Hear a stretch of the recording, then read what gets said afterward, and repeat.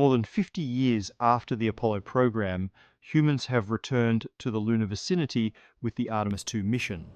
But new footprints on the surface have yet to appear. 12 astronauts once left their mark here, and for over half a century, those coordinates have remained humanity's only legacy on another world. Although today's technology is far more powerful than during the Apollo era, actually returning to the moon continues to take significant time and requires a series of continuous system adjustments. The return is revealing constraints far more rigorous than a mere repetition. Artemis II has only demonstrated the capability to transport humans to the lunar vicinity, while the actual challenges of landing, survival, and resource extraction still lie ahead. The contrast between the Apollo footprints that have lain undisturbed for 50 years and the rigorous testing protocols of the current Artemis architecture illustrates the gap between a flyby and actually setting foot on the surface once again. Is Artemis a new step forward, or evidence that deep space remains as difficult to conquer as it was on day one? The core difference between the two programs lies in the strategic objective. While Apollo was operated as a race for speed with the goal of putting humans on the moon before competitors, Artemis shifts toward building a sustainable and repeatable presence. The goal is no longer limited to planting a flag or demonstrating temporary technological capability, but rather establishing supporting infrastructure for farther missions like Mars. Instead of being just a symbolic destination, the moon, from the perspective of Artemis, becomes part of an ecosystem for resource extraction and space infrastructure construction.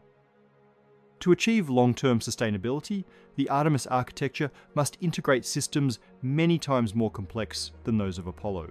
Current missions do not only include the SLS rocket and the Orion spacecraft, but also require synchronized coordination between propulsion stages, commercial lunar landers, the Lunar Gateway Station in orbit, and next-generation spacesuit systems. Accompanying these are communication networks, life support, and deep space refueling protocols. Each additional component not only expands operational capability, but also directly increases the number of potential failure points throughout the mission chain. The paradox of modern technology is that progress does not automatically shorten preparation time or reduce difficulty. The more interdependent components a system has, the higher the probability of technical deviations. Furthermore, current safety standards and fault tolerance limits are significantly more stringent than in the Apollo era, requiring every parameter to be verified through multiple layers of simulation and real-world testing. The transition from a single mission to an infrastructure architecture means every link in the Artemis system must meet more rigorous mechanical calculations and operational durability requirements. Therefore, Artemis schedule adjustments reflect a shift from a reaching the goal mindset to a system operation mindset. Delays do not stem from a lack of technological capability, but from solving the problem of transforming the moon from a distant celestial body into a way station with ready-made supporting infrastructure.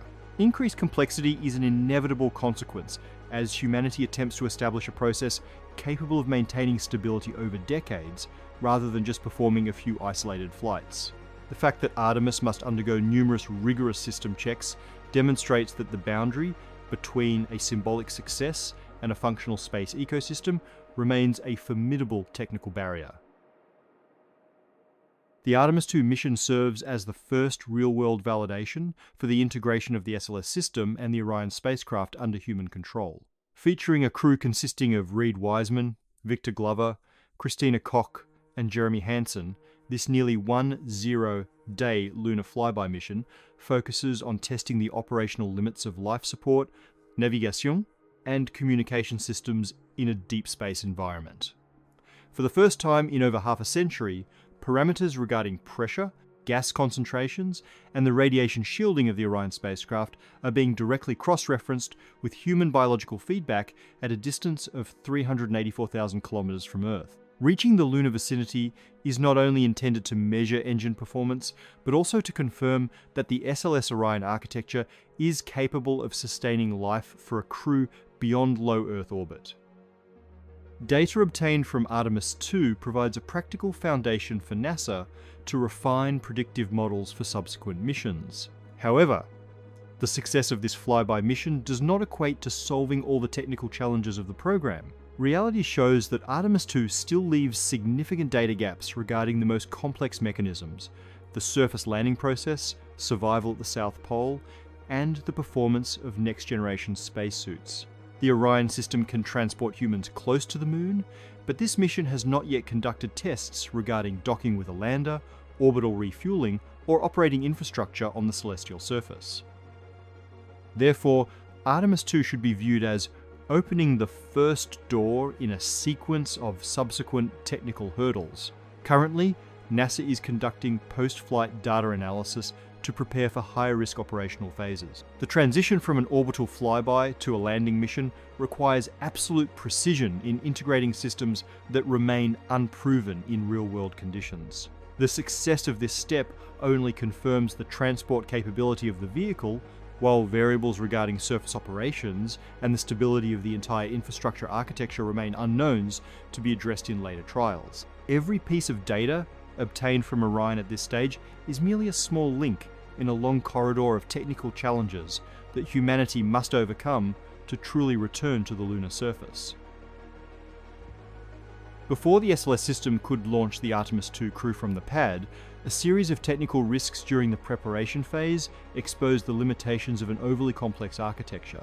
Continuous tanking tests recorded liquid hydrogen leaks and deviations in helium flow within the core stage.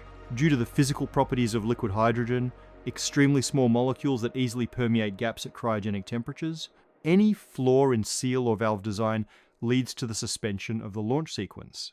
The requirement to roll the entire 9-8 meter rocket assembly back to the assembly building to inspect components inaccessible from the pad demonstrates a lack of on-site troubleshooting flexibility for a system of this scale.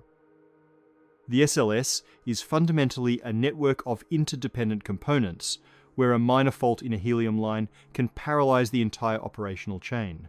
This complexity is exacerbated by an infrequent launch cadence. Unlike the Apollo era, when Saturn V rockets were launched at a high frequency, allowing ground crews to accumulate practical experience, SLS has years-long intervals between flights. From the conclusion of Artemis I in 2022 until the first crewed flight on Artemis II, maintaining and optimizing specialized operational skills has become increasingly difficult without continuous practice. At this level, the rocket is not merely a physical machine, but a technical process, requiring precise synchronization between hardware, software, and personnel. Every leak or valve failure is more than just a mechanical issue. It is a signal of the inherent risks when multiple layers of technology overlap. The lack of real-world learning opportunities due to the extended launch cycle delays the maturation of the system. When a minor link in the propulsion or pressurization system malfunctions, the entire process must stop to confront the reality that system complexity is creating technical bottlenecks. This illustrates that the primary hurdle for Artemis lies in the ability to control a system with a vast number of components operating under extreme temperature and pressure conditions, where a slight deviation at the valve or pipe level is sufficient to delay a large-scale space objective.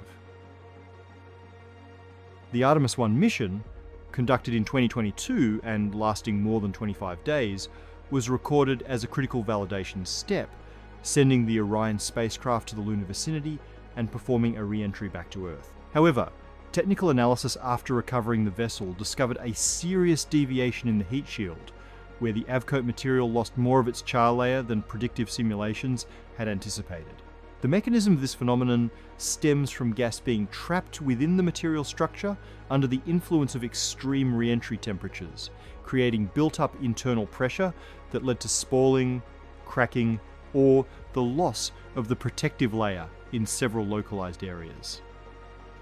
This incident clarifies the boundary between a mission that fulfills its objectives and a system that is absolutely safe for humans.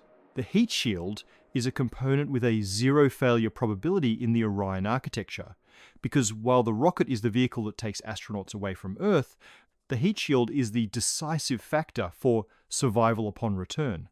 The fact that the AVCODE material reacted inconsistently with computational models indicates that variables of pressure and heat in the deep space environment still possess characteristics that are not yet fully understood. For the Artemis II mission, NASA identified the technical cause and proposed a solution to adjust the re-entry trajectory, rather than replacing the entire pre-installed heat shield.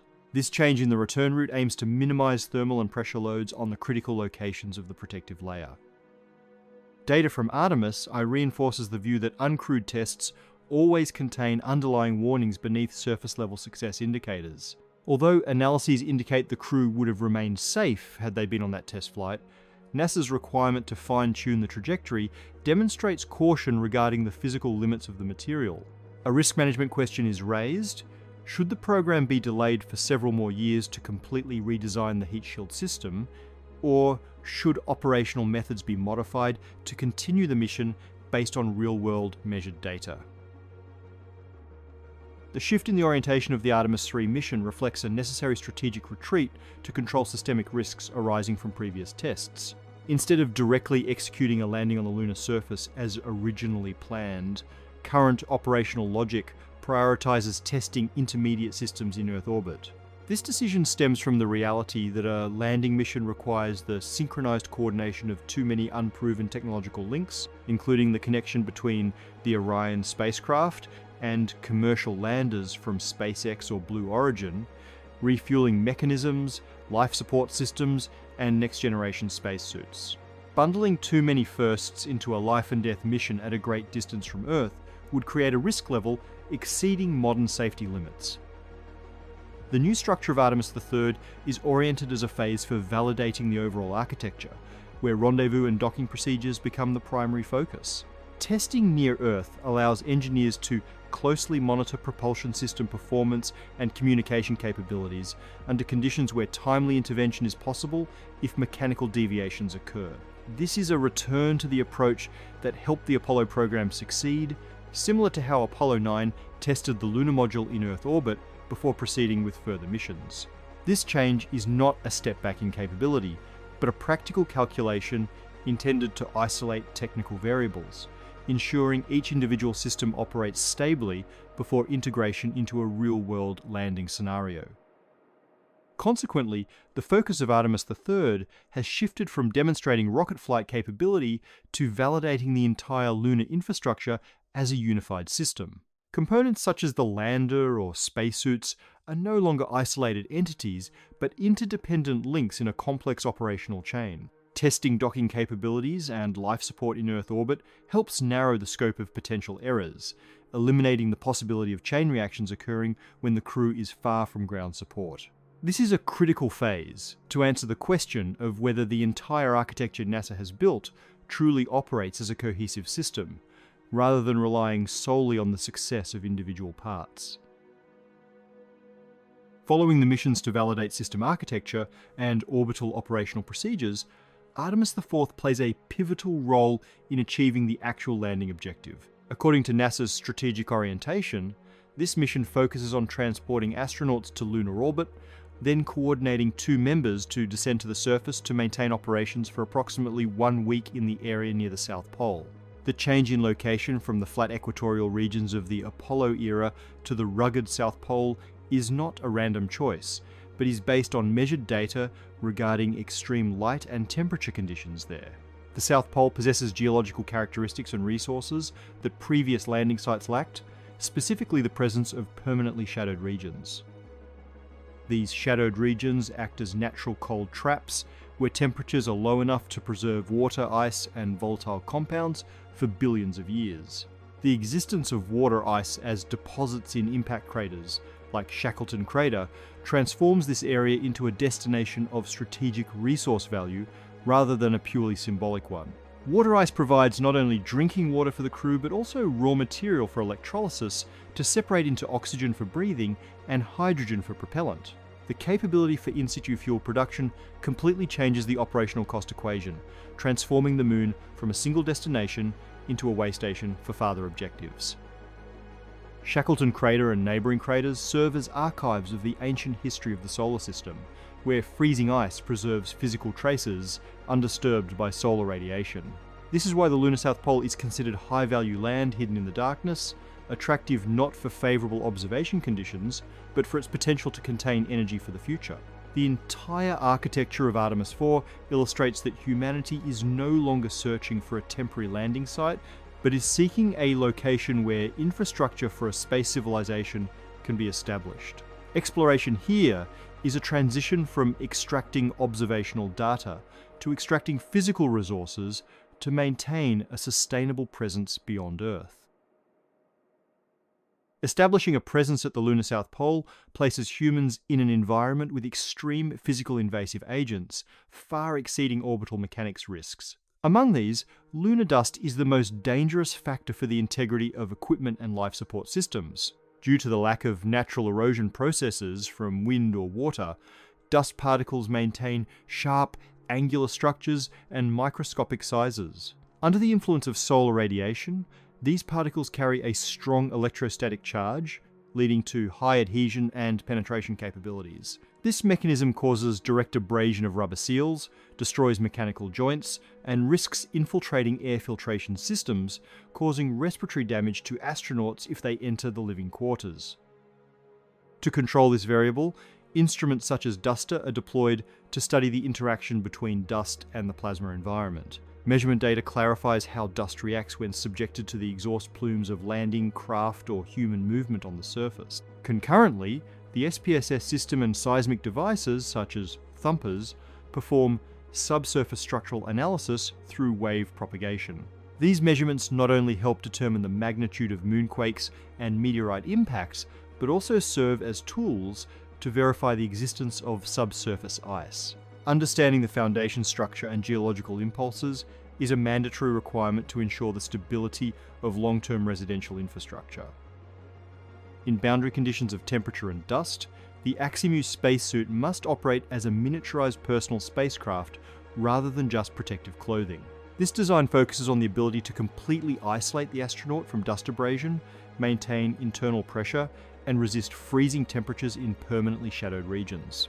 Aximu integrates oxygen supply systems, communications, and joint mechanisms that allow for flexible movement on the steep terrain of craters. To prepare for these tests, the Artemis III Orion module has had its heat shield upgraded with 186 AVCODE blocks installed and rigorously inspected.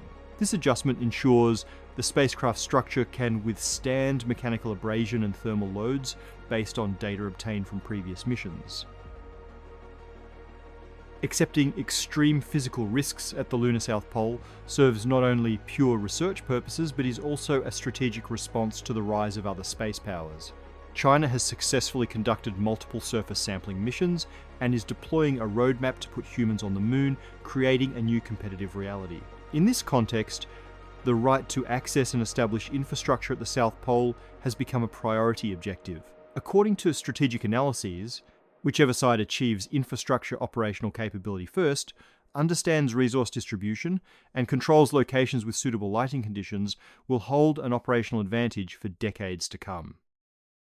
The difference between the current phase and the Apollo era lies in the nature of the target outcome. If Apollo is a race of symbols to assert political superiority through flag planting, then Artemis is a race for infrastructure, resources, and deep space access. The lunar South Pole is positioned as a strategic strait of the new era.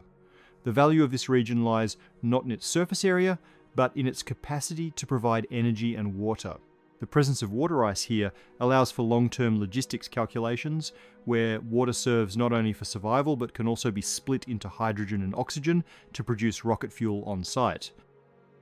This resource conversion capability raises a question about the nature of the future space economy. Will lunar water ice become the oil of the 21st century? In this model, victory is not defined by the time of the first footstep, but by the ability to return regularly, extract safely, and build a sustainable operating system. Controlling areas containing water ice means holding essential refueling stations for farther routes into the solar system. Therefore, the current race is essentially a process of establishing control over the most important material resources, transforming the moon from an observational target into a strategic territory for energy and logistics. Assessing the progress of the Artemis program should not be based solely on the question of the specific moment humans will set foot on the moon again. The program's true performance lies in the parameters of return frequency, the capability to sustain life safely for long durations, and the transformation of the moon into a logistical springboard for farther goals like Mars. These are operational criteria entirely different from the short-term missions of the past, requiring a system with higher durability and stability instead of focusing only on a single landing event. The delays, strategic shifts, and extended testing cycles of Artemis are an inevitable consequence of the transition from a mission mindset to an infrastructure mindset. While Apollo was designed as a historical moment with a fixed destination, Artemis focuses on building the foundation for an era of continuous space operations. This delay reflects the enormous workload involved in validating complex technical links, from vehicle reusability to establishing fuel transfer stations and sustainable residential infrastructure. An infrastructure system requires every data deviation to be thoroughly addressed before becoming part of the standard operational procedure. Therefore, the difference in speed between the two programs demonstrates that Artemis's ambitions are far greater than simply replicating a past achievement. Apollo proved humans could reach the moon. Artemis is trying to prove that humans can exist and work there as part of an economic and technical ecosystem. Current progress may not produce immediate, explosive visual effects, but every successful testing step is contributing to the formation of an expandable operational model. If the infrastructure and resource goals are realized, the resulting outcome will not just end with new footprints on the lunar dust. Instead, it will mark the successful establishment of the first chapter of a civilization capable of a stable presence and operation beyond Earth's bounds. The caution and meticulous calculation in this phase are mandatory conditions for transforming the moon from an exploration target into part of humanity's long-term survival infrastructure in deep space.